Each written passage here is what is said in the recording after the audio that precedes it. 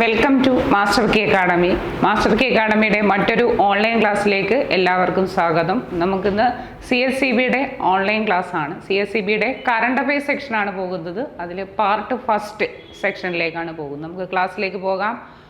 Okay, ഇതിൽ current അഫയേഴ്സിന് first question, നമ്മൾ Nobel prize important ആണ്. ഈ വർഷത്തെ 2024 നോബൽ പ്രൈസിലേക്കാണ് പോകുന്നത്. പ്രധാനപ്പെട്ട കാര്യങ്ങൾ മാത്രമേ അവിടെ പരീക്ഷയ്ക്ക് ചോദിക്കത്തുള്ളൂ. അന്നേരം പ്രധാനപ്പെട്ട കാര്യങ്ങൾ മാത്രം. അന്നേരം 2024 നോബൽ പ്രൈസ് ഫസ്റ്റ് മെഡിസിൻ, വൈദ്യശാസ്ത്ര നോബലാണ് നമ്മൾ പഠിക്കാൻ പോകുന്നത്. 2 പേർക്കാണ് വൈദ്യശാസ്ത്ര നോബൽ കിട്ടിയിരിക്കുന്നത്. അത് ഒന്ന് വിക്ടർ ആംബ്രൂസ്, ഫസ്റ്റ് പേര് വിക്ടർ ആംബ്രൂസ്, രണ്ടാമത്തെ വ്യക്തി ഗ്യാരി റോക്കിൻ ആണ്. രണ്ടുപേരും USA-കാരാണ്. നമുക്കത് രണ്ടും പഠിച്ചു വെച്ചേ പറ്റത്തുള്ളൂ. അതിന് 2 പേരുകൾ വിക്ടർ ആംബ്രൂസും ഗ്യാരി റോക്കിനും, രണ്ടുപേരും USA-കാരാണ്. എന്തിനാണ് അവർക്ക് കിട്ടിയെന്ന് ചോദിച്ചാൽ മൈക്രോ RNA കണ്ടുപിടുത്തത്തിന്. എന്തിനാണ്? Micro RNA കണ്ടുപിടുത്തത്തിനാണ്. അന്നേരം വിക്ടർ ആംബ്രൂസിനും ഗ്യാരി റോക്കിനുമാണ് 2024 വൈദ്യശാസ്ത്ര നോബൽ. ഇതൊക്കെ നമുക്ക് ഓർത്ത് വെക്കാൻ ഇച്ചിരി പാട് കാണും. ചെറിയൊരു ക്ലൂവിലൂടെയും കൂടെ നമുക്ക് പോകാം. ആംബ്രൂസ് വൈദ്യൻ, വൈദ്യശാസ്ത്രം എന്നല്ലേ, അന്നേരം ആംബ്രൂസ് വൈദ്യനും റോക്കിന് റോപ്പ് കയറെന്ന് ഓർത്ത് വെച്ചാൽ വൈദ്യന്മാർ ചവിട്ടി തിരുമാൻ കയർ ഉപയോഗിക്കത്തില്ല. അതുകൊണ്ട് അതും കൂടെ ഓർത്ത് വെച്ചാൽ ചിലപ്പോൾ നമുക്ക് ഓർത്തിരിക്കാം. അന്നേരം മെഡിസിൻ നോബൽ കിട്ടിയിരിക്കുന്നത് വിക്ടർ ആംബ്രൂസിനും ഗ്യാരി റോക്കിനുമാണ്. എന്തിൻ്റെ കണ്ടുപിടുത്തത്തിന് വെച്ചാൽ മൈക്രോ RNA കണ്ടുപിടുത്തത്തിനാണ്. ഇനി രണ്ടാമത്തത് ഫിസിക്സ്, ഭൗതികശാസ്ത്ര നോബലാണ് പഠിക്കാൻ പോകുന്നത്. അതിൽ 2 പേർക്കുണ്ട്. ജെഫ്രി ഇ ഹിൻഡനും അടുത്ത വ്യക്തി ജോൺ ഹോപ്ഫീൽഡിനുമാണ്. ജെഫ്രി ഇ ഹിൻഡൻ കാനഡക്കാരനാണ്. ജോൺ ഹോപ്ഫീൽഡ് USA-കാരനാണ്. അന്നേരം നേരത്തെ അത് 2 പേര് USA ആയിരുന്നു. പക്ഷേ ഇവിടെ വരുമ്പോൾ ഒരു ചെറിയ വ്യത്യാസം. Jeffrey E Hinton Canada, John Hopfield USA. എന്തിനെന്ന് ചോദിച്ചാൽ മെഷീൻ ലേണിംഗ് വിത്ത് artificial nuclear network.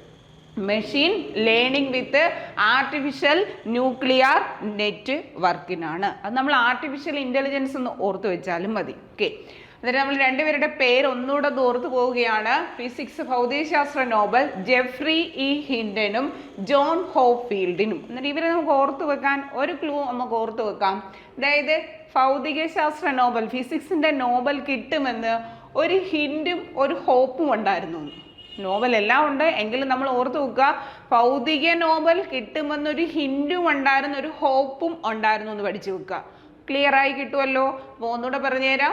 ഭൗതികശാസ്ത്ര Nobel Geoffrey E Hinton Canada, John Hopfield USA. എന്തിനാന്ന് ചോദിച്ചാൽ ഇത്രയും വലിയ നേടിയൊന്നും പഠിക്കണമെന്നില്ല, ആർട്ടിഫിഷ്യൽ ഇൻ്റലിജൻസിന് വേണ്ടിയാണ് കിട്ടിയിരിക്കുന്നത്. ഓക്കെ, ഇനി അടുത്ത് നമ്മൾ പഠിക്കുന്നത് കെമിസ്ട്രി നോബൽ, രസതന്ത്ര നോബലാണ് നമ്മൾ പഠിക്കാൻ പോകുന്നത്. അത് 3 പേർക്കുണ്ട്. നേരത്തെ 2 പേരെ ഉള്ളായിരുന്നു, ഇപ്പോൾ 3 പേര്. അത് ആരൊക്കെയാന്ന് ചോദിച്ചാൽ ഡേവിഡ് ബെക്കർ USA. അടുത്ത രണ്ടാമത്തെ വ്യക്തി ഡെമിസ് ഹസാബിസിനും മൂന്നാമത്തത് ജോൺ എം ജെമ്പറും. ആർക്കാണ്? ജോൺ എം ജെമ്പറിനുമാണ് കിട്ടിയിരിക്കുന്നത്. ഓക്കെ, ഡെമിസ് ഹസാബിസ്,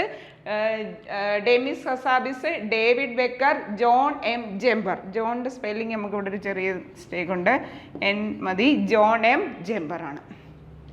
അതിൽ ഒരാൾ USA, David Baker USA, John M Jumper USA ആണ്. ഡെമിസ് ഹസാബിസ് ബ്രിട്ടൻകാരനാണ്. അത്തരം പേരൊന്നുകൂടെ, David Baker, Demis Hassabis, John M Jumper. Okay, എന്തിനെന്ന് ചോദിച്ചാൽ ഫോർ കോമ്പോസിഷണൽ പ്രോട്ടീൻ ഡിസൈൻ വേണ്ടി. എന്താണ്? ഫോർ കോമ്പോസിഷണൽ പ്രോട്ടീൻ ഡിസൈൻ വേണ്ടി, അതായത് പ്രോട്ടീൻ ഘടനയുടെ പ്രവചനം, പിന്നെ കമ്പ്യൂട്ടേഷൻ, പ്രോട്ടീൻ രൂപകൽപ്പന എന്നിവയ്ക്ക് വേണ്ടിയാണ്. അത് നമ്മളൊന്ന് എഴുതിയിട്ടിരിക്കുന്നു. അന്നേരം ഈ 3 പേരുടെ പേര് നല്ലോണം ഓർത്ത് വെക്കുക. David Baker, Demis Hassabis, John M Jumper. ഇത് നമുക്ക് ഓർത്ത് വെക്കാം. ഒരു ഫുട്ബോൾ താരത്തിൻ്റെ പേര് ഡേവിഡ് ബെക്കാം എന്നില്ല. അന്നേരം കെമിസ്ട്രിക്ക് ആർക്കാണ്? അവർക്ക് ഒരു കെമിസ്ട്രി ഉണ്ടെങ്കിൽ അല്ലാതെ കളിച്ച് ഗോൾ നേടാൻ പറ്റത്തുള്ളൂ. അങ്ങനെ ഓർത്ത് വെക്കുക, ഡേവിഡ് ബെക്കാം എന്നങ്ങ് ഓർത്ത് വെക്കാൻ മതി. നമുക്കിപ്പോൾ അവിടെ സ്പെല്ലിങ്ങോ മറ്റു കാര്യമൊന്നും അല്ല, നമ്മളവിടെ കറക്റ്റ് കറുപ്പിക്കുന്നതനുസരിച്ചിരിക്കും കാര്യം. അന്നേരം നമുക്കൊരു ക്ലൂവിന് വേണ്ടി ഡേവിഡ് ബെക്കാം എന്ന് ഓർത്ത് വെക്കാം. ആരാണ്? ഡേവിഡ് ബെക്കാം എന്ന് ഓർത്ത് വെക്കാം. അടുത്തത് ജോൺ എം ജെമ്പർ. ഇത് രണ്ട് സ്പോർട്സ് ആണെന്ന് ഓർത്ത് വെക്കാവേ. ജെമ്പറും ബെക്കാമും അല്ലേ? സ്പോർട്സ് അല്ലേ ജെമ്പർ അല്ലേ? Sports item. ഇനി ഡെമിസ് ഹസാബിസ്, ഇത് വേണേൽ എസ് വെച്ച് വേണേൽ ഓർത്ത് വെക്കാം. Demis Hassabis. അന്നേരം David Baker, Demis Hassabis, John M Jumper എന്നിവർക്കാണ് ഏത് നോബൽ? കെമിസ്ട്രി നോബൽ കിട്ടിയിരിക്കുന്നത്. ഓക്കെ, അന്നേരം 2, 4, 3, 7 പേരുടെ പേരായിട്ടുണ്ട്. ഇത് സ്പ്ലിറ്റ് ചെയ്തിട്ട് എന്നിട്ട് ഇതിനകത്തുനിന്ന് ഉൾപ്പെടുന്നത് ആര്, ഉൾപ്പെടാത്ത ആരെന്നൊക്കെ എടുത്ത് ചോദിക്കാം. ഈ 3 പേരുടെ കൂടെ ഇതിനകത്തൊരു പേരും കൂടി ഇട്ടൊക്കെ തരാനുള്ള ചാൻസ് ഉണ്ട്. അതിന് വേണ്ടിയാണ് നമ്മൾ ആ കോഡ് പറഞ്ഞു പോകുന്നത്. ഭൗതികശാസ്ത്ര നോബലിനൊരു ഹിൻഡും ഹോപ്പും. വൈദ്യശാസ്ത്ര നോബൽ വൈദ്യൻ എന്ത് ആംബ്രൂസ് ആണ്? എന്താണ്? വിക്ടർ ആംബ്രൂസും ഗ്യാരി റോക്കിനും. കെമിസ്ട്രി നോബൽ ഡേവിഡ് ബെക്കറും ഡെമിസ് ഹസാബിസും ജോൺ എം ജെമ്പറിനുമാണ് കിട്ടിയിരിക്കുന്നത്. ഇതിന് 3 നോബലുകൾ കഴിഞ്ഞിട്ടുണ്ട്. ഇനി അടുത്ത നോബൽ സമാധാന നോബൽ. ഇതാണ് സമാധാന നോബൽ. ഏറ്റവും കൂടുതൽ നിങ്ങൾക്ക് ചോദിക്കാൻ ചാൻസ് ഉള്ള ഒരു നോബലാണ് സമാധാനം, പീസ് പ്രൈസ്. സമാധാന നോബൽ കിട്ടിയിരിക്കുന്ന ഒരു സംഘടനയ്ക്കാണ് കിട്ടിയിരിക്കുന്നത്. അതിൻ്റെ പേര് നിഹോൺ ഹെയ്ഡാൻക്യൂ. എന്താണ്? നിഹോൺ ഹെയ്ഡാൻക്യൂ എന്ന സംഘടനയ്ക്കാണ് എന്ത് കിട്ടിയിരിക്കുന്നത്? സമാധാന നോബൽ കിട്ടിയിരിക്കുന്നത്. ഇതൊരു ജാപ്പനീസ് സംഘടനയാണ്. ഇതൊരു സംഘടനയാണ് ജാപ്പനീസ്, ജപ്പാൻ അധിഷ്ഠിതമായ ഒരു സംഘടനയാണ്. ഇത് നിലവിൽ വന്ന വർഷവും കൂടെ ഒന്ന് ഓർത്ത് പഠിച്ചു പോകാം. 1956 ഓഗസ്റ്റ് 10 1956 ഓഗസ്റ്റ് 10 ആണിത് നിലവിൽ വന്നിരിക്കുന്നത്. ഈ സംഘടന നിലവിൽ വന്നിരിക്കുന്ന വർഷം എന്നാ? 1956 ഓഗസ്റ്റ് 10. ഒന്ന് ഓർത്ത് നോക്കുക. ചിലപ്പം GK സെക്ഷനിൽ ഈ ഒരു ക്വസ്റ്റ്യൻ വരാൻ ചാൻസ് ഉണ്ട്. അന്നേരം പീസ് പ്രൈസ് സമാധാന നോബൽ കിട്ടിയിരിക്കുന്നത് നിഹോൺ ഹെയ്ഡാൻകോ എന്ന സംഘടനയ്ക്കാണ്. ജാപ്പനീസ് സംഘടനയാണ്. അത് നിലവിൽ വന്നത് 1956 ഓഗസ്റ്റ് 10 നിലവിൽ വന്നിരിക്കുന്നത്. ഓക്കെ, നമ്മളിവിടെ എഴുതിയിട്ടുണ്ട് 1956 ഓഗസ്റ്റ് 10. ഇനി എന്തിന് ഇത് കിട്ടിയെന്ന് ചോദിച്ചാൽ ആണവായുധ ലോഹം കൈവരിക്കാനുള്ള ശ്രമത്തിന് nuclear weapons must never used again. അന്നേരം ആണവായുധ ലോഹം കൈവരിക്കാനുള്ള ശ്രമത്തിനാണ് ഏത് സംഘടന കിട്ടിയിരിക്കുന്നത്? നിഹോൺ ഹെയ്ഡാൻകോയ്ക്ക് കിട്ടിയിരിക്കുന്നത്. ഏത് നോബൽ? സമാധാന നോബൽ കിട്ടിയിരിക്കുന്നത്. ഓക്കെ, അന്നേരം അടുത്തത് 5ാമത്തെ നോബൽ എന്ന് പറഞ്ഞു കഴിഞ്ഞാൽ ലിറ്ററേച്ചർ, സാഹിത്യ നോബൽ. അന്നേരം നമുക്ക് കഴിഞ്ഞ സമാധാന നോബൽ പോലെ തന്നെ ഏറ്റവും പ്രധാനപ്പെട്ട ഒരു നോബലാണ് സാഹിത്യ നോബൽ. സാഹിത്യ നോബൽ കിട്ടിയിരിക്കുന്നത് ഹാൻ കാങ് ആണ്. ഹാൻ കാങ്ങിനാണ്. ഇവരുടെ രാജ്യം ദക്ഷിണ കൊറിയ, സൗത്ത് കൊറിയ. ഈ രാജ്യം ഒന്ന് നോട്ട് ചെയ്ത് വെച്ചിരിക്കുക. ഈ പറഞ്ഞ കൂട്ടത്തിൽ ഏറ്റവും പ്രധാനപ്പെട്ടത് ഈ സാഹിത്യ നോബൽ കിട്ടിയ വ്യക്തിയുടെ രാജ്യമാണ് സൗത്ത് കൊറിയ.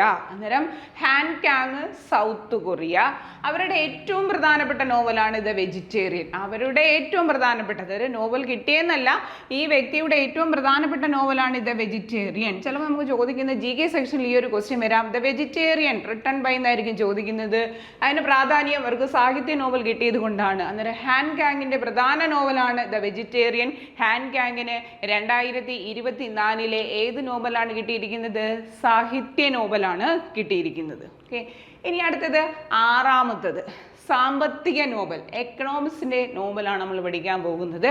നമ്മുടെ സെക്ഷനിൽ ഇത്രൂടെ ഇമ്പോർട്ടൻ്റ് തന്നെയാണ് എക്കണോമിക്സ്, സാമ്പത്തിക നോബൽ. സാമ്പത്തിക നോബൽ 3 പേർക്കാണ്. നേരത്തെ പഠിച്ചതിനകത്ത് 3 പേർക്ക് നോബൽ നമ്മൾ കിട്ടിയിട്ടുണ്ട്, കെമിസ്ട്രി നോബൽ. അതുപോലെ തന്നെ എക്കണോമിക്സ് നോബൽ കിട്ടിയിരിക്കുന്നത് 3 പേർക്കാണ്. അത് ആർക്കെന്ന് ചോദിച്ചാൽ ഡാരൻ എയ്സ്മോഗ്ലൂ. ആരാണ്? ഡാരൻ എയ്സ്മോഗ്ലൂ. ഈ ഒരു പേരൊന്ന് നോട്ട് ചെയ്തിരുന്നു. മോഗ്ലി എന്നങ്ങാണോ ഒന്ന് ഓർത്ത് വെച്ചിരുന്നാൽ മതി. സാമ്പത്തിക നോബൽ മോഗ്ലി എന്ന് ഓർത്ത് നോക്കുക. ഡാരൻ എയ്സ്മോഗ്ലൂ. രാജ്യം USA ആണ്. അടുത്തത് സൈമൺ ജോൺസൺ. അടുത്ത വ്യക്തി സൈമൺ ജോൺസൺ ആണ്. Okay, Simon Johnson. അതും രാജ്യം ഏതാണ്? USA ആണ്. അടുത്തത് ജെയിംസ് എ റോബിൻസൺ. അടുത്തത് ജെയിംസ് എ റോബിൻസൺ. അദ്ദേഹത്തിൻ്റെ രാജ്യം USA ആണ്. ഓക്കെ, അന്നേരം ജെയിംസ് എ റോബിൻസൺ. അന്നേരം ഇവർ 2 പേരെയും കൂടെ നമുക്ക് ഓർക്കാൻ. ജോൺസൺ ആൻഡ് ജോൺസൺ കമ്പനിയൊക്കെ വെച്ചിട്ട് സാമ്പത്തിക ലാഭം ഉണ്ടാക്കുന്ന കമ്പനി, അങ്ങനെ ഓർത്ത് വെക്കുക.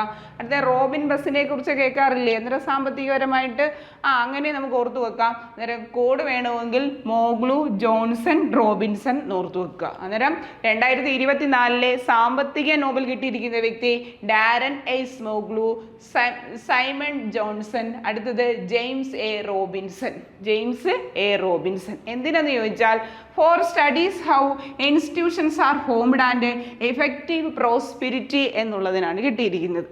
ഓക്കെ, അന്നേരം ഇത്രയും നോവലാണ് നമ്മൾ പഠിച്ചത്. 6 നോവൽ നമ്മൾ പഠിച്ചു വെച്ചിട്ടുണ്ട്. ഏറ്റവും ഇമ്പോർട്ടൻ്റ്, ഈ ഒരു വർഷത്തെ ഏറ്റവും ഇമ്പോർട്ടൻ്റ് ആയിട്ടുള്ള ഒരു കറണ്ട് അഫയേഴ്സ് ആണ് ഈ നോവൽ എന്ന് പറഞ്ഞിരിക്കുന്നത്. ഈ 6 നോവലുകളുണ്ട്. അപ്പോൾ ആ നോവലുകൾ ഒന്നുകൂടെ നമുക്ക് നോക്കിയിട്ട് പോകാം. 2024 നോബൽ പ്രൈസ് സെറ്റുകളാണ്. അതിൽ medicine Nobel Victor Ambros USA, Gary Ruvkun USA. അടുത്ത ഭൗതികശാസ്ത്ര ഫിസിക്സ് നോബൽ ജെഫ്രി ഹിൻഡനും ജോൺ ഹോഫീൽഡിനുമാണ്. കെമിസ്ട്രി നോവൽ കിട്ടിയിരിക്കുന്നത് David Baker, Demis Hassabis, John M Jumper. Okay, ഇനി അടുത്ത നോബൽ 4ാമത്തത് സമാധാന പീസ് പ്രൈസ് കിട്ടിയിരിക്കുന്നത് ജാപ്പനീസ് സംഘടനയായ നിഹോൺ ഹൈഡാൻഗോ. പഠിക്കുമ്പോൾ അങ്ങനെ തന്നെ പോകണം. ജാപ്പനീസ് സംഘടനയായ നിഹോൺ ഹൈഡാൻഗോയ്ക്ക്. അത് നിലവിൽ വന്നത് 1956 ഓഗസ്റ്റ് 10-നാണ് നിലവിൽ വന്നിരിക്കുന്നത്. അത് എന്തിനൊന്നും നമ്മൾ പഠിച്ചു വെക്കുക, ആണവായുധ ലോഹം കൈവരിക്കാനുള്ള ശ്രമം, nuclear weapons must never used again എന്നുള്ളതിനാണ്. ഓക്കെ, ഇനി അടുത്തത് ലിറ്ററേച്ചർ സാഹിത്യ നോവൽ കിട്ടിയിരിക്കുന്നത് ഹാൻ ക്യാങ്, സൗത്ത് കൊറിയക്കാരിയായ ഹാൻ ക്യാങ്ങിനാണ്. അവരുടെ പ്രധാനപ്പെട്ട നോവലാണ് എന്നറിയപ്പെടുന്നത് ദ വെജിറ്റേറിയൻ. ഓക്കെ, ഇനി അടുത്തത് എക്കണോമിക്സ് സാമ്പത്തിക നോവൽ കിട്ടിയിരിക്കുന്നത് ഡാരൻ എയ്സ്മോഗ്ലൂനും സൈമൺ ജോൺസണും ജെയിംസ് എ റോബിൻസനുമാണ്. ഓക്കെ, എന്നാൽ നോബൽ സെറ്റുകൾ അവിടെ കഴിഞ്ഞു.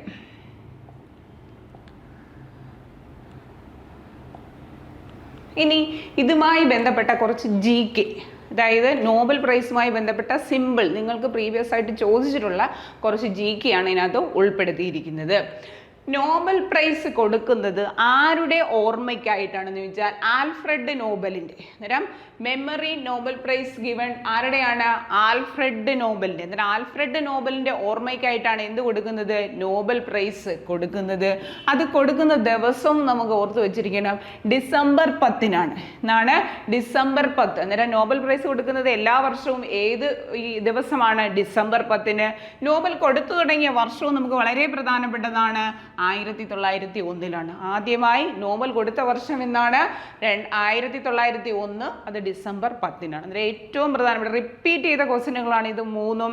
ആൽഫ്രഡ് നോബലിൻ്റെ ഓർമ്മയ്ക്കായിട്ട് ഡിസംബർ 10-ന് 1901 മുതലാണ് ഇത് കൊടുത്തു തുടങ്ങിയത്.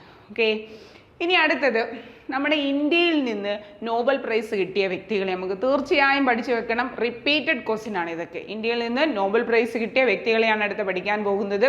അത് ആരൊക്കെയെന്ന്? ഫസ്റ്റ് രവീന്ദ്രനാഥ ടാഗോർ, ആദ്യ നോബൽ പ്രൈസ്. ഇന്ത്യയിൽ നിന്നുള്ള ആദ്യ നോബൽ പ്രൈസ് വിന്നറാണ് രവീന്ദ്രനാഥ ടാഗോർ. അത് 1913 സാഹിത്യത്തിനാണ് കിട്ടിയിരിക്കുന്നത്. 1913 സാഹിത്യം, ലിറ്ററേച്ചർ ആണ്. ഓക്കെ, ഇത് മൂന്നും നമുക്ക് ഫേമസ് ആണ്. ഏറ്റവും കൂടുതൽ ചോദിച്ചിരിക്കുന്നത് ഇന്ത്യയിൽ നിന്നുള്ള ആദ്യ നോബൽ പ്രൈസ് വിന്നർ ആരാണ്? രവീന്ദ്രനാഥ ടാഗോർ. അത് 1913 സാഹിത്യത്തിനാണ് കിട്ടിയിരിക്കുന്നത്. ഓക്കെ, അടുത്ത രണ്ടാമത്തെ വ്യക്തി CV രാമനാണ്. രണ്ടാമത്തേത് CV രാമൻ.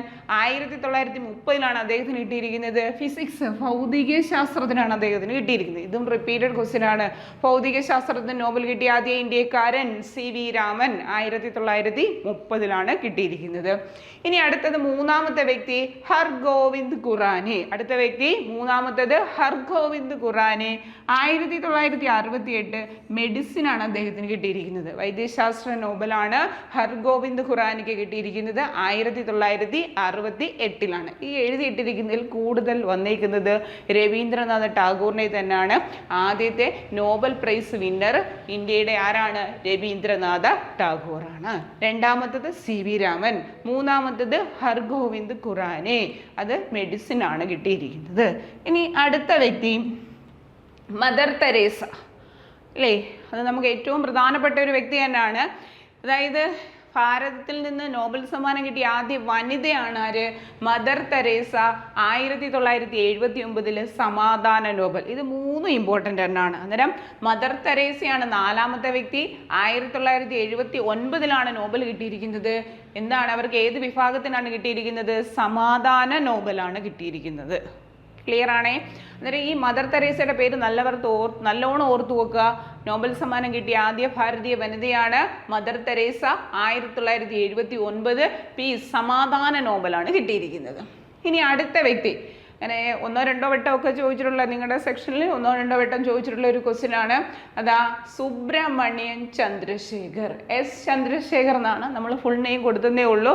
സുബ്രഹ്മണ്യൻ ചന്ദ്രശേഖർ 1983 ഭൗതിക ഫിസിക്സ് നോബലാണ് കിട്ടിയിരിക്കുന്നത്. ഓക്കെ, പിന്നെ ഭൗതികശാസ്ത്ര നോബൽ 2ാമത്തെ വ്യക്തി, നമുക്ക് അങ്ങനെ വേണമെങ്കിൽ ഒരു GK ഒക്കെ കണക്ക് കൂട്ടാം. ഇതിനകത്ത് ഭൗതികശാസ്ത്ര നോബൽ കിട്ടിയ ആദ്യ ഇന്ത്യക്കാരൻ CV രാമൻ, 2ാമത്തെ വ്യക്തി സുബ്രഹ്മണ്യം ചന്ദ്രശേഖർ 1983 കിട്ടിയിരിക്കുന്നത്. അടുത്തത് ഡോക്ടർ അമർത്യാസൻ. അടുത്ത വ്യക്തി ആരാണ്? അമർത്യാസൻ, സാമ്പത്തിക നോബൽ 1999. അന്നേരം സാമ്പത്തിക നോബൽ കിട്ടിയ ആദ്യ ഇന്ത്യക്കാരനാണ് ഡോക്ടർ അമർത്യാസൻ. 1999 സാമ്പത്തിക നോബലാണ് കിട്ടിയിരിക്കുന്നത്. വർഷവും കളയൽ ഇമ്പോർട്ടൻ്റ് ആണ്. ഈ 2 വർഷവും ഇമ്പോർട്ടൻ്റ്. 79 മദർ തെരേസയുടെ വർഷം ഇമ്പോർട്ടൻ്റ് തന്നെയാണ്. അമർത്യാസിൻ്റെത് 1999, ആ വർഷവും ഇമ്പോർട്ടൻ്റ് ആണ്. ഇനി അടുത്തത് 7ാമത്തെ വ്യക്തി വെങ്കി രാമകൃഷ്ണൻ. രാമകൃഷ്ണൻ എന്ന് പറയും. 2009 കിട്ടിയിരിക്കുന്നത്. കെമിസ്ട്രിക്കാണ് അദ്ദേഹത്തിന് ആ നോബൽ കിട്ടിയിരിക്കുന്നത്. വലിയതായിട്ട് അങ്ങ് ചോദിച്ചും കണ്ടിട്ടില്ല. ഇന്ത്യക്കാരുടെ കൂട്ടത്തിൽ ഇദ്ദേഹത്തിൻ്റെ പേരും കൂടെ നമ്മൾ എടുത്തു പോകുന്നു. അന്നേരം വെങ്കി രാമകൃഷ്ണൻ 2009 കെമിസ്ട്രിക്കാണ് അദ്ദേഹത്തിന് നോബൽ കിട്ടിയിരിക്കുന്നത്. ഇനി അടുത്തത് കൈലാഷ് സത്യാർത്ഥി. ഏറ്റവും കൂടുതൽ വന്നിരിക്കുന്ന മറ്റൊരു പേര് ഇതാണ്, കൈലാഷ് സത്യാർത്ഥി. 2014 സമാധാന നോബൽ. 2014 സമാധാന നോബൽ. ഇദ്ദേഹത്തിനോടൊപ്പം നോബൽ കിട്ടിയ ഒരു വ്യക്തിയുണ്ട്, അതും കൂടെ ചോദിക്കും. മലാല യൂസഫ്സായി നോബൽ കിട്ടിയ ഏറ്റവും പ്രായം കുറഞ്ഞ വ്യക്തി എന്നൊക്കെ പറഞ്ഞ് നമ്മൾ കേട്ടിട്ടുള്ളതാണ്. അന്നേരം കൈലാഷ് സത്യാർത്ഥിക്കൊപ്പം കിട്ടിയത് ആർക്കാണ്? മലാല യൂസഫ്സായിക്ക്. അന്നേരം ഇന്ത്യക്കാരൻ എന്നുള്ള 8ാമത്തത് കൈലാഷ് സത്യാർത്ഥി 2014 സമാധാന നോബലാണ് കിട്ടിയിരിക്കുന്നത്. അതിനുശേഷം ഇങ്ങനെ 2019 ഇന്ത്യക്ക് നോബൽ കിട്ടിയിരിക്കുന്നത്. സാമ്പത്തിക നോബൽ തന്നെയാണ്. അഭിജിത്ത് ബാനർജി. ആരാണ്? അഭിജിത്ത് ബാനർജി. എന്നിട്ട് ലേറ്റസ്റ്റ് ആയിട്ട് ഏറ്റവും ലാസ്റ്റിൽ ഇന്ത്യക്ക് നോബൽ പ്രൈസ് കിട്ടിയത് 2019 എക്കണോമിക്സിനാണ് കിട്ടിയിരിക്കുന്നത്. അഭിജിത്ത് ബാനർജി എന്ന വ്യക്തിക്കാണ്. എന്നിട്ട് ഇത്രയും പേരുടെ പേര് പഠിച്ചു വെക്കുക. അതിൽ പ്രധാനപ്പെട്ടവരുടെ പേര് നമ്മൾ പറഞ്ഞു തരുന്നുണ്ട്. ഇന്നാടെ പേര് എന്നൊക്കെ പറഞ്ഞത്. രവീന്ദ്രനാഥ ടാഗോർ ആദ്യ ഇന്ത്യനാണ്. 1913 ലിറ്ററേച്ചറിന് കിട്ടി. CV രാമൻ 1930 ഭൗതികശാസ്ത്ര നോബൽ കിട്ടി. ഹർഗോവിന്ദ് ഖുറാനി 1968 വൈദ്യശാസ്ത്രം മെഡിസിൻ വിഭാഗത്തിൽ കിട്ടിയിട്ടുണ്ട്. അടുത്തത് മദർ തെരേസ, ഇമ്പോർട്ടൻ്റ് ആണ്. മദർ തെരേസ 1979 സമാധാന നോബലാണ്. അടുത്ത 5ാമത്തെ സുബ്രഹ്മണ്യം ചന്ദ്രശേഖർ 1983 ഭൗതികശാസ്ത്ര നോബലാണ്, ഫിസിക്സ് നോബൽ. അടുത്ത 6ാമത്തത് അമർത്യാസൻ 1999 എക്കണോമിക്സ്. ഇതിനകത്ത് ഒരെണ്ണം പോലും നമ്മൾ കളയാൻ പറ്റത്തില്ല. 99 ഒരു വർഷം റിപ്പീറ്റ് ചെയ്ത ക്വസ്റ്റ്യൻ ആണ്. അടുത്തത് 7ാമത്തത് വെങ്കി രാമകൃഷ്ണൻ 2009 കെമിസ്ട്രിക്കാണ് കിട്ടിയിരിക്കുന്നത്. അടുത്ത കൈലാഷ് സത്യാർത്ഥി 2014 സമാധാന നോബലാണ് കിട്ടിയിരിക്കുന്നത്. അത് അഭിജിത്ത് ബാനർജി 2019 എക്കണോമിക്സ് സാമ്പത്തിക നോബൽ. അന്നേരം നമ്മൾ നോബൽ പ്രൈസുമായി ബന്ധപ്പെട്ട ഇമ്പോർട്ടൻ്റ് കാര്യമുണ്ട്. ഇതിലും കൂടുതൽ കാര്യങ്ങളുണ്ട്. അടുത്തൊരു ക്വസ്റ്റ്യൻ എക്സ്പ്ലനേഷനകത്ത് ബാക്കി കാര്യങ്ങൾ ഉൾപ്പെടുത്താം. അന്നേരം നമുക്ക് ഇത്രയും കാര്യങ്ങൾ നോബൽ പ്രൈസ് 2024 സെറ്റും പിന്നെ അതിൻ്റെ പ്രധാനപ്പെട്ട കുറച്ച് GKകളും. ഓക്കെ, ഇനി അടുത്ത കറണ്ട് അഫയേഴ്സിലോട്ട് പോകാം. 2024 നമുക്ക് ഒളിമ്പിക്സ് നടന്നിട്ടുണ്ടായിരുന്നു. അന്നേരം ആ ഒളിമ്പിക്സിനകത്തെ പ്രധാനപ്പെട്ട കാര്യങ്ങൾ ഇഷ്ടംപോലുണ്ട്. നമ്മൾക്കതിൽ നിന്ന് വരാൻ സാധ്യതയുള്ള കുറച്ച് കറണ്ട് അഫയേഴ്സ് മാത്രം. ഈ പറയുന്നതെല്ലാം കറണ്ട് അഫയേഴ്സ് തന്നെയാണ്. 2024 ഒളിമ്പിക്സ്, അതിൽ നമ്മൾ തുടക്കം തൊട്ട് എഴുതി വെച്ചിരിക്കുന്ന പാരീസ് ഒളിമ്പിക്സ്. അങ്ങനെ തന്നെ പറയുന്നത്. എവിടാണോ ഒളിമ്പിക്സ് നടക്കുന്ന സ്ഥലം ചേർത്ത് തന്നെ പറയുന്നത് 2024 പാരീസ് ഒളിമ്പിക്സ്.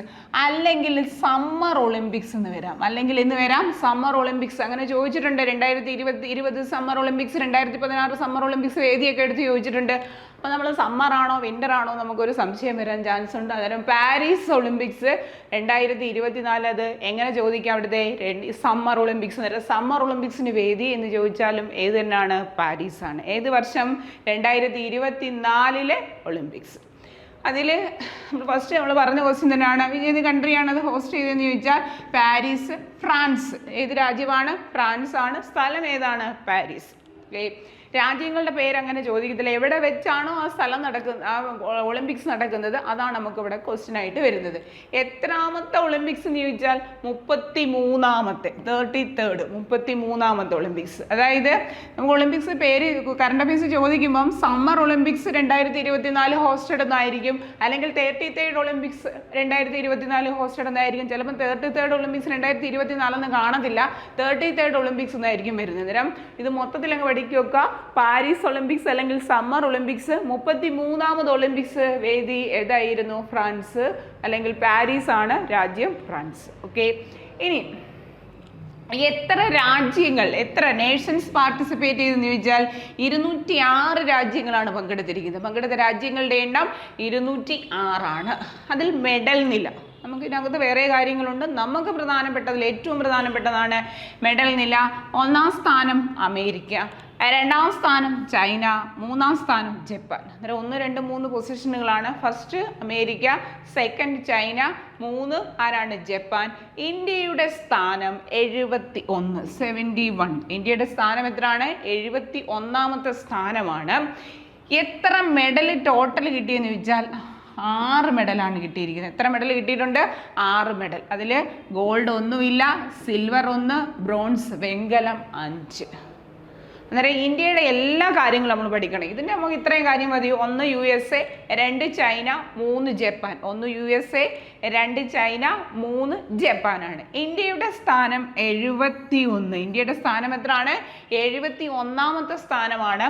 അതിൽ ഗോൾഡ് ഒന്നും നമുക്ക് കിട്ടിയിട്ടില്ല, സിൽവർ 1, ബ്രോൺസ് 5. അങ്ങനെ മൊത്തം എത്ര മെഡൽ കിട്ടിയെന്ന് ചോദിച്ചാൽ 6 മെഡൽ. മൊത്തം ഇന്ത്യക്ക് 2024 33ാമത് സമ്മർ ഒളിമ്പിക്സിൽ അല്ലെങ്കിൽ പാരീസ് ഒളിമ്പിക്സിൽ ഇന്ത്യക്ക് കിട്ടിയ മെഡലുകളുടെ എണ്ണം 6.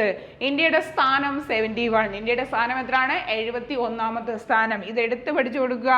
ഗോൾഡ് ഒന്നുമില്ല, സിൽവർ 1, ബ്രോൺസ് എത്രയാണ്? 5 ആണ് കിട്ടിയിരിക്കുന്നത്.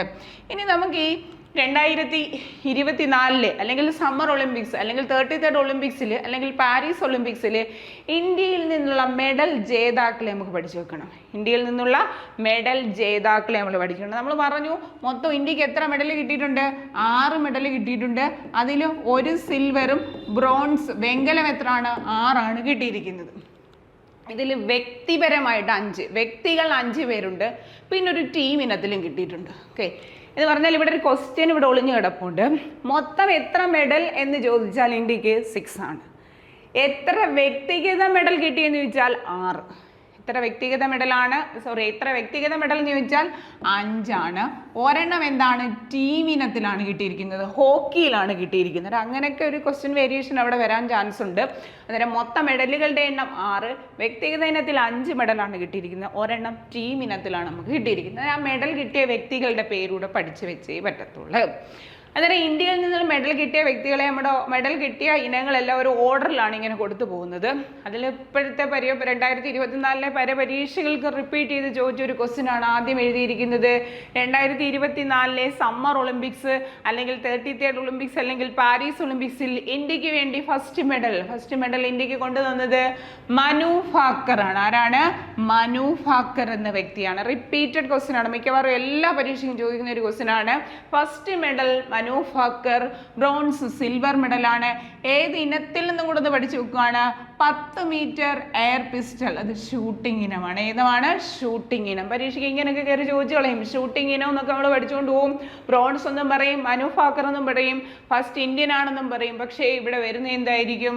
എത്ര ഇനം? ഇവിടെ 10 മീറ്റർ കാണും, 20 മീറ്റർ കാണും. അന്നേരം 10 മീറ്റർ എയർ പിസ്റ്റൾ വിഭാഗത്തിൽ, അത് ഷൂട്ടിംഗ് ആണ് വിഭാഗത്തിൽ മനു ഭാക്കറിന് വെങ്കല medal. First medal 2024 first medal Manu Bhaker ആണ്. ഇനി രണ്ടാമത്തെ മെഡലും നേടിയത് 2 വ്യക്തികൾ, ടീമിന് 2 വ്യക്തികൾ ചേർന്നായിരുന്നു. അത് മിക്സഡ് ടീം പുരുഷ വിമൻസ് വിഭാഗം മിക്സഡ് ടീമിനത്തിലും അതും ഷൂട്ടിംഗ് തന്നെയായിരുന്നു. അക്കൂട്ടത്തിലും ആരുണ്ടായിരുന്നു? മനു ഭാക്കറും ഉണ്ടായിരുന്നു, സരബ് ജോത് സിംഗ്. അടുത്തത് സരബ് ജോത് സിംഗും ഉണ്ടായിരുന്നു.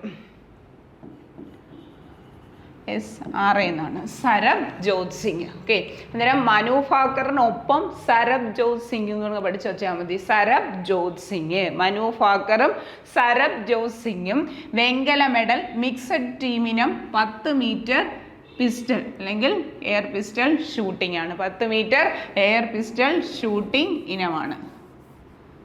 ഓക്കെ, അന്നേരം നോക്കിയേ, ഒന്നാമത്തത് first medal Manu Bhaker, bronze, silver, വെങ്കല മെഡലാണ്. 10 മീറ്റർ എയർ പിസ്റ്റൾ ഷൂട്ടിംഗ് ഭാഗമാണ്.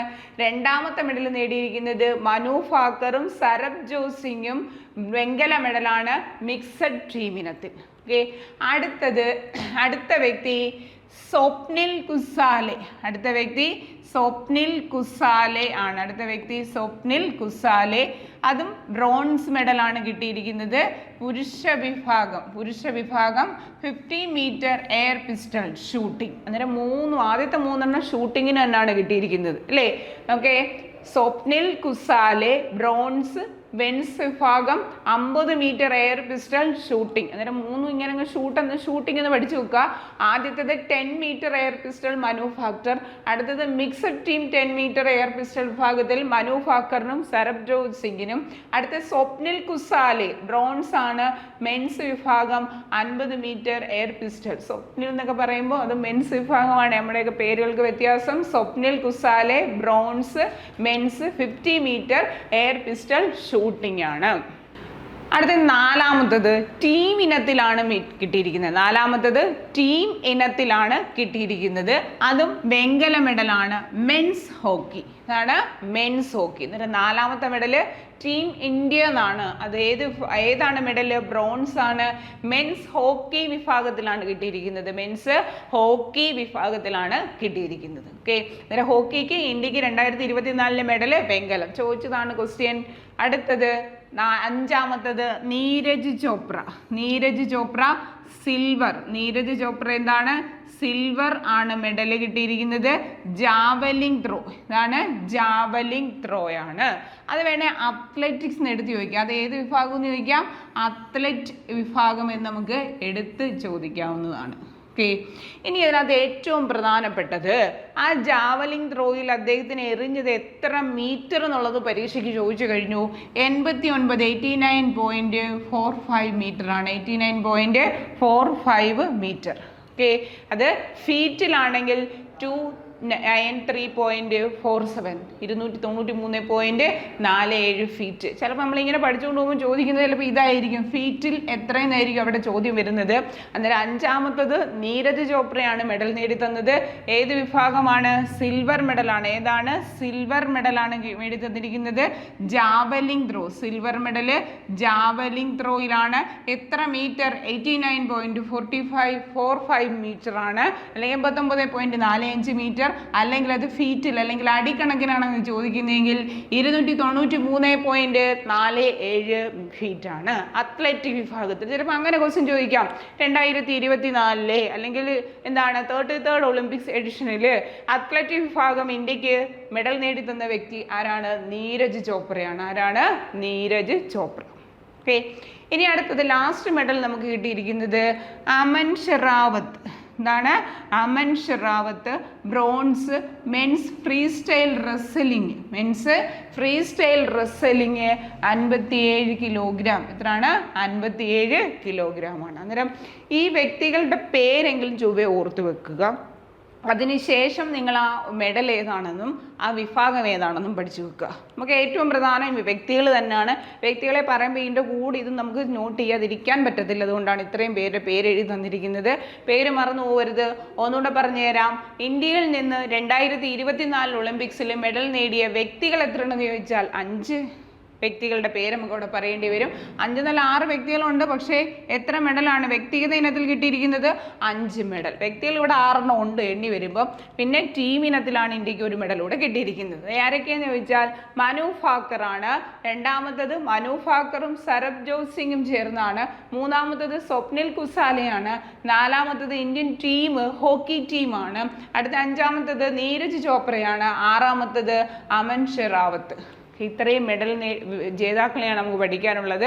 അന്നേരം 2024 പാരീസ് ഒളിമ്പിക്സിലെ പ്രധാനപ്പെട്ടത് ഇനിയും ഉണ്ട്. അത് നമ്മൾ മറ്റൊരു വീഡിയോയിൽ ഉൾപ്പെടുത്തുന്നതായിരിക്കും. ഓക്കെ, അടുത്ത നമ്മൾ പഠിക്കുന്നത് ടെന്നീസ്. നമ്മുടെ 2024 ഏറ്റവും പ്രധാനപ്പെട്ട ജീക്കുകളാണ് ഇതൊക്കെ. ഒന്ന് നമ്മൾ ഒളിമ്പിക്സ്, അതിന് തൊട്ട് മുമ്പ് നമ്മൾ നോബൽ പ്രൈസ് പഠിച്ചു. അടുത്തയാണ് ടെന്നീസ്. ഗ്രാൻഡ് സ്ലാം എന്നാണ്. ടെന്നീസിന് grand slam, tennis grand slam. അതായത് ഇവിടെ ഒരു GK ആണ്. ഗ്രാൻഡ് സ്ലാം ഏത് കളിയുമായി ബന്ധപ്പെട്ടിരിക്കുന്നു എന്നൊരു ക്വസ്റ്റ്യൻ വന്നാൽ അതേതാണ്? ടെന്നീസാണ്. അങ്ങനെ 2024 ടെന്നീസ് മത്സര വിജയികളെയാണ് നമ്മൾ പറയുന്നത്. ഒരു വർഷത്തിൽ പ്രധാനമായും 4 ടെന്നീസ് ഇനങ്ങൾ വേറെ ഉണ്ട്. ഏറ്റവും പ്രധാനപ്പെട്ട 4 ടെന്നീസ് ഇനങ്ങളുണ്ട്. അതിനെ 4നെയും കൂടെ ചേർന്നാണ് ഗ്രാൻഡ് സ്ലാം എന്നറിയപ്പെടുന്നത്. ഇതിനെ 4നെയും കൂടെ ചേർന്ന് എങ്ങനെ അറിയപ്പെടുന്നു? ഗ്രാൻഡ് സ്ലാം എന്ന് അറിയപ്പെടുന്നുണ്ട്. ആ ഗ്രാൻഡ് സ്ലാം കിരീടങ്ങളിൽ ഏറ്റവും പ്രധാനപ്പെട്ട 4 ഗ്രാൻഡ് സ്ലാം കിരീടങ്ങളാണ്. 1 ഓസ്ട്രേലിയൻ ഓപ്പൺ, 2 ഫ്രഞ്ച് ഓപ്പൺ, അടുത്ത നമ്മൾ പഠിക്കുന്നത് വിംബിൾഡൺ, അടുത്തത് US ഓപ്പൺ. അന്നേരം ഇത്രയുമാണ് ഏറ്റവും പ്രധാനപ്പെട്ട ഗ്രാൻഡ് സ്ലാം കിരീടങ്ങൾ. അതിൻ്റെ 4ഉം കൂടെ ചേരുമ്പോഴേ ഗ്രാൻഡ് സ്ലാം ആകത്തുള്ളൂ. അന്നേരം അത് 4 നമ്മൾ പഠിച്ചു വെച്ചു. ഈ വർഷത്തെ മൊത്തവും കഴിഞ്ഞിട്ടുണ്ട്. അതിൽ ആദ്യം നടക്കുന്നത് ഓസ്ട്രേലിയൻ ഓപ്പൺ. അതിനൊരു ഓർഡർ തന്നെ ഉണ്ട്. ആദ്യം നടക്കുന്നത് Australian open, French open, Wimbledon. Australian open, French open, French open, Wimbledon, US open. ഈ ഓർഡറിൽ തന്നെ ചോദിക്കാം ഒന്നാമത് നടന്നത് എന്നൊക്കെ എടുത്ത് ചോദിക്കാനൊരു ചാൻസ് ഉണ്ട്. അന്നേരം Australian open, French open, Wimbledon, US നമ്മൾ പഠിച്ചു. അപ്പോഴും A ആണ് ആദ്യം വരുന്നത്. അന്നേരം ആദ്യം നടക്കുന്ന ഏതാണ്? Australian open. പിന്നീട് നോക്കുമ്പോൾ പിന്നെ വരുന്ന ലെറ്റർ ഏതാണ്? F ആണ്, ഫ്രഞ്ച് ഓപ്പൺ ആണ്. ഓക്കെ, പിന്നീട് നമുക്ക് പറയാൻ പറ്റത്തില്ല, അക്ഷരങ്ങൾ അങ്ങോട്ടും ഇങ്ങോട്ടുമാണ്. അന്നേരം US ഏറ്റവും അവസാനം എന്നൊക്കെ പഠിക്കുക. US, ഓസ്ട്രേലിയൻ ഓപ്പൺ ആദ്യം, US ഓപ്പൺ ഏറ്റവും അവസാനം. ആ ഓർഡറിൽ തന്നെ ചിലപ്പോൾ ചോദിക്കാമേ, ക്വസ്റ്റ്യനുകളൊക്കെ എടുത്ത് ചോദിക്കാം. അതായത് ഓസ്ട്രേലിയൻ ഓപ്പൺ 2024 കിട്ടിയ വ്യക്തികൾ ആരൊക്കെയാണ് നമ്മൾ പഠിക്കാൻ പോകുന്നത്? മെൻസ് വിഭാഗം സിംഗിൾസ്, പുരുഷ വിഭാഗം സിംഗിൾസ് നമുക്ക് കിട്ടിയിരിക്കുന്നത് ആർക്കെന്ന് ചോദിച്ചാൽ ജാനിക് സിന്നർ, ഇറ്റലിക്കാരനാണ്. ജാനിക് സിന്നർ, ഇറ്റലിക്കാരൻ. പേര് മറക്കാതെ പഠിച്ചു വെക്കണം. Jannik Sinner, Australian Open, Jannik Sinner, Italy. അന്നേരം 2024 ഓസ്ട്രേലിയൻ ഓപ്പൺ മെൻസ് വിഭാഗം സിംഗിൾസ് ജാനിക് സിന്നർ, ഇറ്റലി. അടുത്തത് വിമൻസ് വിഭാഗം സിംഗിൾസ് കിട്ടിയിരിക്കുന്നത് ആര്യാന സെബലെങ്ക, ബെലാറസ് ആണ്. നമുക്ക് പേരുകൾ പഠിക്കാൻ ബുദ്ധിമുട്ടുണ്ടെങ്കിൽ ഓസ്ട്രേലിയൻ ഓപ്പൺ ആര്യയ്ക്ക് എന്നങ്ങ് പഠിച്ചു വെച്ചാൽ മതി. ഓസ്ട്രേലിയൻ ഓപ്പൺ ആര്യ എന്നങ്ങ് പഠിച്ചു വെച്ചാലും മതി കേട്ടോ. അതൊരു സ്പെല്ലിംഗ് വരുമ്പോൾ അങ്ങനെയൊന്നും പറയാൻ പറ്റത്തില്ല, നമ്മൾക്ക് ഇങ്ങനെ പറയാനേ നിവർത്തിയുള്ളൂ. അന്നേരം ഓസ്ട്രേലിയൻ വെച്ച് പഠിക്കുക. ഓസ്ട്രേലിയൻ ആര്യയ്ക്കും പിന്നെ ആർക്കാണ്? ജാനിക്കിനും. ആര്യയ്ക്കും ജാനകിന്നും കൂടെ ഓർത്ത് നോക്കേ. Jannik Sinner, Aryna Sabalenka. നേരത്തെ നമ്മൾ പറഞ്ഞു നമുക്ക് കറുപ്പിച്ചാൽ മതി, അവിടെ സ്പെല്ലിങ്ങും മറ്റു കാര്യങ്ങളൊന്നുമില്ല. ഓർക്കാൻ വേണ്ടി ജാനി എന്താണ്? ആര്യ എന്ന് ഓർത്ത് വെച്ചിരുന്നാൽ മതി. ക്ലിയർ ആണേ? അന്നേരം മെൻസ് വിഭാഗം ജാനിക് സിന്നറിനും വിമൻസ് വിഭാഗം സിംഗിൾസ് ആര്യാന സെബലെങ്കയ്ക്കും. ബെലാറസ്കാരിയാണ്. ഇവർക്ക് 2 പേർക്കും തന്നെയാണ്. അടുത്ത പറയേണ്ടത് രണ്ടാമത്തെയാണ്, പക്ഷെ നമുക്ക് എളുപ്പത്തിന് വേണ്ടി അടുത്തേം കൂടെ ഒന്ന് നോക്കാം അല്ലേ. US ഓപ്പണും കിട്ടിയിരിക്കുന്നു. ഓക്കെ, മെൻസ് വിഭാഗം ആർക്കാണ് കിട്ടിയിരിക്കുന്നത്? US ഓപ്പൺ ജാനിക് സിന്നറിനും. വിമൻസ് വിഭാഗം ആർക്കാണ് കിട്ടിയിരിക്കുന്നത്? ആര്യാന സെബലെങ്കയ്ക്കാണ് കിട്ടിയിരിക്കുന്നത്. ഓക്കെ, അന്നേരം നമുക്ക് പഠിക്കാൻ എളുപ്പമുണ്ടല്ലോ. ആദ്യത്തെ ഓസ്ട്രേലിയൻ ഓപ്പൺ എന്ന് എഴുതുമ്പോൾ അതിനകത്തൊരു US കൂടെ കടത്തില്ലേ. അന്നേരം ഓസ്ട്രേലിയനും US കിട്ടിയിരിക്കുന്നത് പുരുഷനും മെൻസും വിമൻസും ഒരേ ഇത് തന്നെ, സിംഗിൾസ് നമുക്ക് പഠിച്ചു വെക്കുക. അന്നേരം അത് പെട്ടെന്നൊക്കെ കിട്ടത്തില്ലേ. അന്നേരം ഒന്ന് ഓർത്ത് നോക്കേ. ഓസ്ട്രേലിയൻ ഓപ്പണ് US ഓപ്പണും പുരുഷ വിഭാഗം കിട്ടിയിരിക്കുന്നത് ജാനിക് സിന്നറാണ്. രാജ്യം ഇറ്റലി. രാജ്യം പിന്നീട് പഠിച്ചാലും കുഴപ്പമില്ല, രാജ്യം ഒന്ന് ഓർത്ത് വെക്കുക. അടുത്ത വിമൻസ് വിഭാഗം ആര്യാന സെബലെങ്കയ്ക്കും. വിമൻസ് വിഭാഗം ആരാണ്? ആര്യാന സെബലെങ്കയ്ക്കുമാണ് കിട്ടിയിരിക്കുന്നത്. ക്ലിയർ ആണോ? ഇനി അടുത്ത് നോക്കിയേ, ഫ്രഞ്ച് ഓപ്പൺ. നമ്മൾ പറഞ്ഞു രണ്ടാമത് നടക്കുന്ന എന്താണ്? ഫ്രഞ്ച് ഓപ്പൺ ആണ്. അന്നേരം ഫ്രഞ്ച് ഓപ്പൺ 2024 പുരുഷ വിഭാഗം കാർലോസ് അൽക്കരാസ്. ആരാണ്? കാർലോസ് അൽക്കരാസ്. ഫ്രഞ്ച് കാറ് എന്ന് ഓർത്ത് നോക്കേ. ഫ്രഞ്ച് കാറ് പഠിക്കാൻ വേണ്ടി അങ്ങനെ ഓർത്ത് നോക്കേ. French car. അന്നേരം കാർലോസ് അൽക്കരാസ് സ്പെയിൻകാരനാണ്. അടുത്തത് വിമൻ ഇഗ സ്വൈറ്റിക്. നമുക്ക് അതങ്ങ് പറഞ്ഞു പഠിക്കാനേ നിവർത്തിയുള്ളൂ.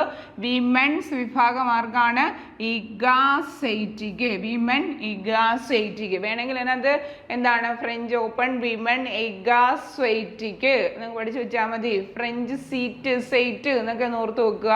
അന്നേരം പോളണ്ടുകാരിയാണ് ഇഗാസൈറ്റിക്ക്. അന്നേരം മെൻസ് വിഭാഗം കാർലോസ് അൽക്കരാസ് സ്പെയിനാണ്. വിമൻസ് വിഭാഗം ഇഗാസൈറ്റിക്ക് പോളണ്ടാണ്. അന്നേരം നോക്കിയേ, Australian Open men's single Jannik Sinner Italy. Women's single Aryna Sabalenka Belarus.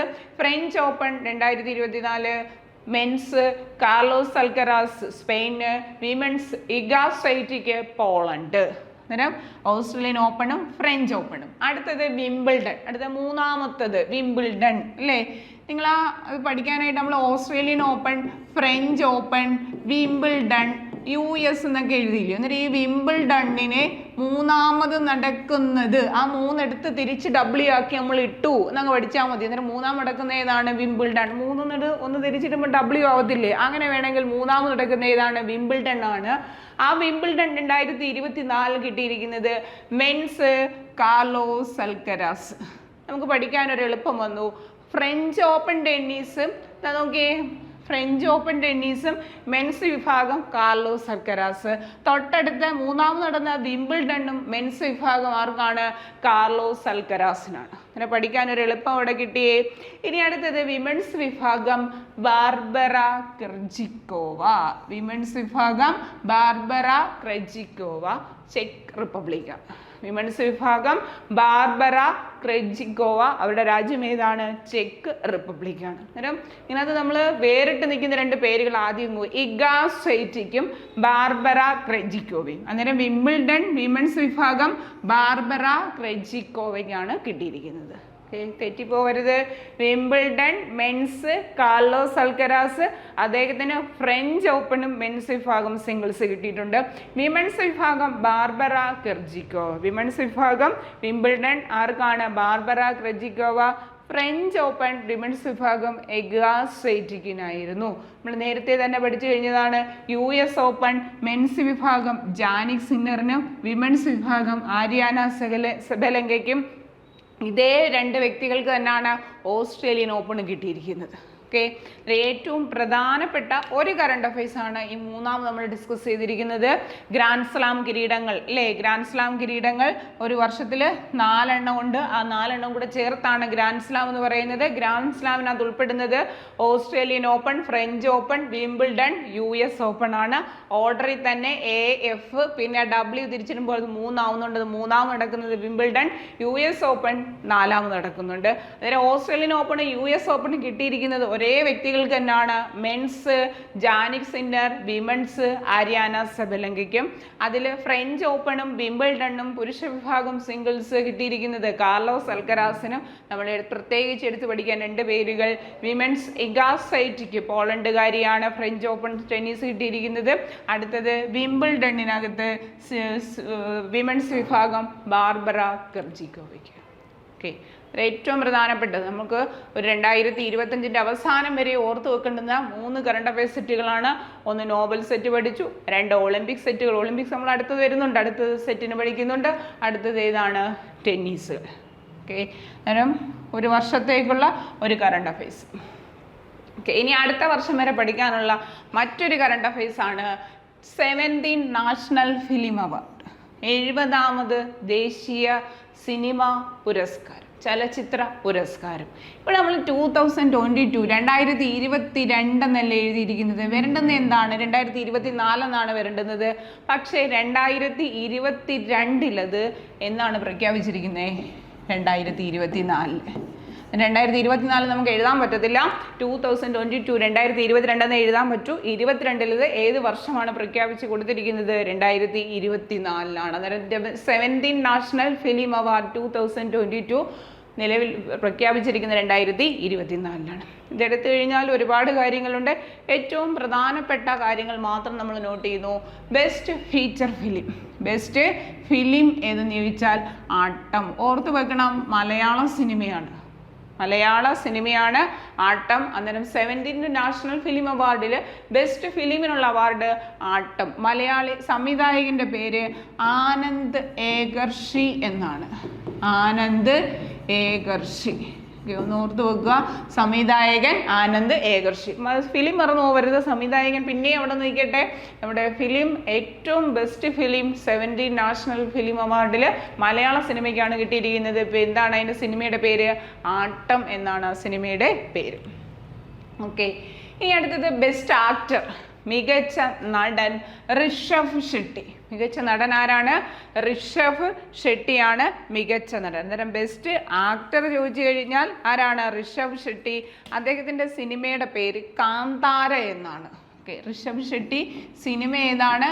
Kantara. ഒന്ന് ഓർത്ത് വെക്കുക, സിനിമ കാന്താരയാണ്. ഓക്കെ, അന്നേരം ബെസ്റ്റ് ആക്ടർ ഋഷഭ് ഷെട്ടി. ഇനി ബെസ്റ്റ് ആക്ട്രസ് 2 പേർക്കുണ്ട്. അതായത് നമ്മുടെ സ്റ്റേറ്റ് ഫിലിം അവാർഡ് വരുമ്പോഴും 2 വനിതകൾക്കാണ് best actress award. National film അവാർഡിനും 2 വനിതകളുണ്ട്.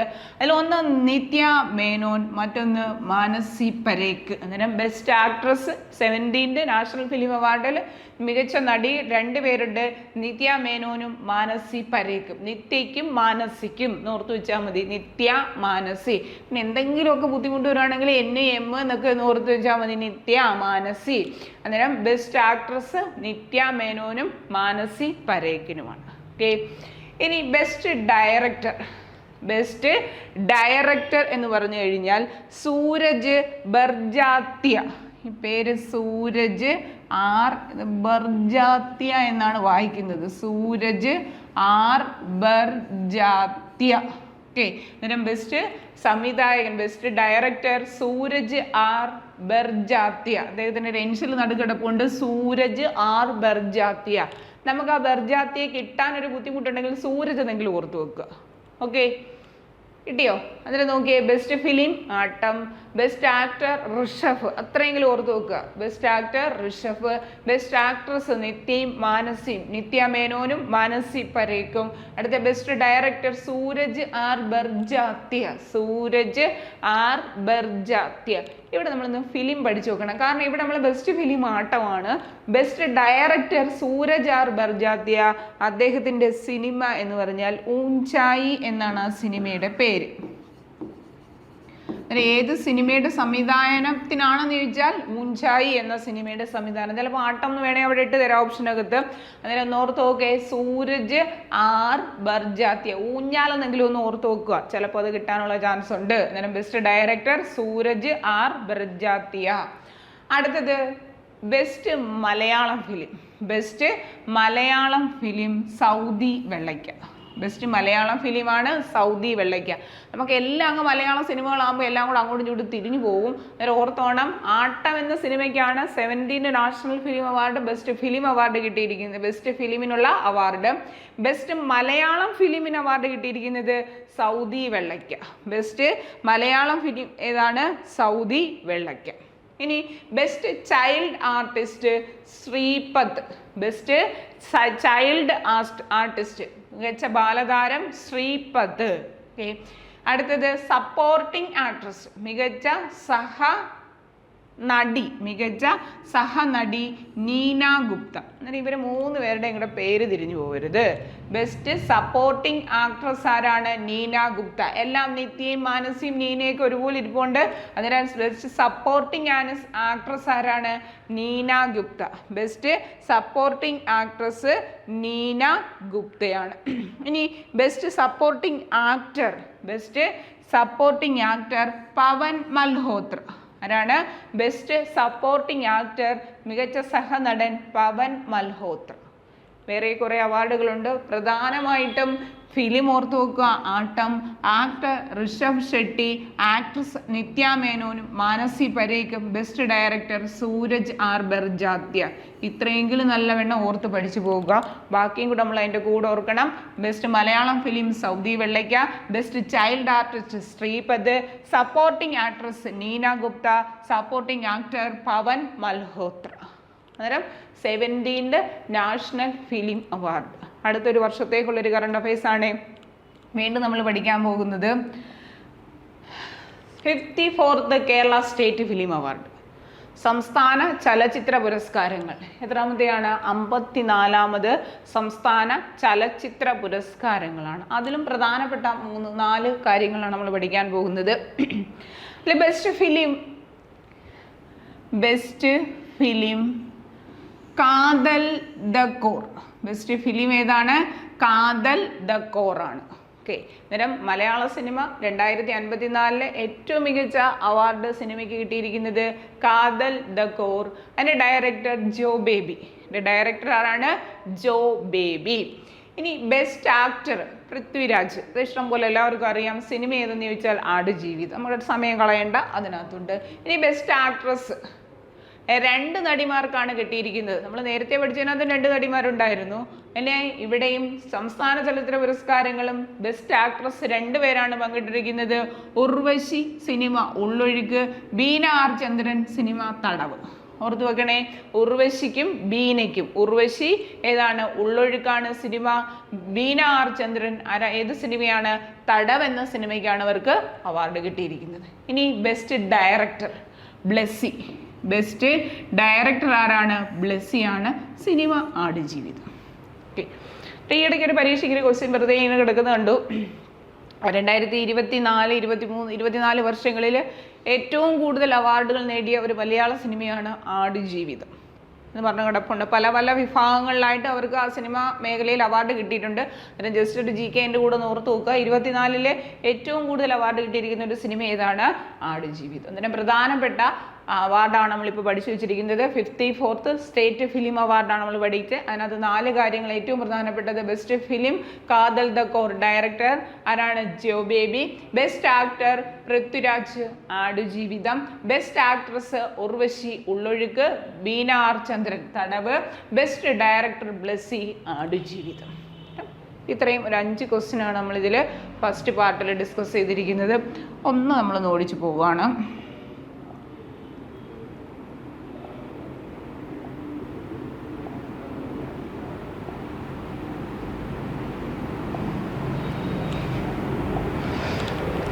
അതിൽ നമുക്ക് ഒന്നാമത്തെ ക്വസ്റ്റ്യൻ തൊട്ട് ഒന്നുകൂടെ പറഞ്ഞു പോകാം.